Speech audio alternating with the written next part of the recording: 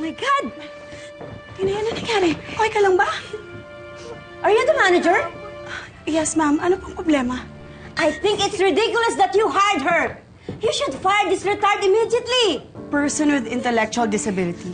Yun po yung tawag sa kanya, ma'am. And with all due respect, it's not ridiculous to hire her.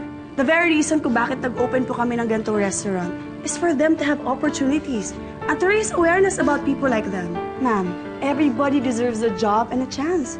Kung kayo man ang magkaanak ng katulad nito, I'm sure naman I had someone like her. I'd keep her in the house para hindi naman nakakaistorbo sa iba. Ale, sumusobra ka naman. Tao rin yan. May damdamin. Parang ikaw at ako. Kung hindi ka marunong rumispeto sa tao, ikaw may problema. Kung marunong ka magbasa, basahin mo yan. The only disability in life is a bad attitude.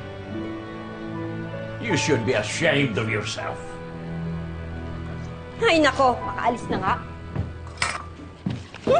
Good riddance! Nada. Ke! Madapa ka sana! Kala! Tinay, okay ka lang? Pagpasensyahan mo na yung bruhang yan. Pinaglihi yun sa sama ng loob. Hindi ba okay si Tinay? Okay.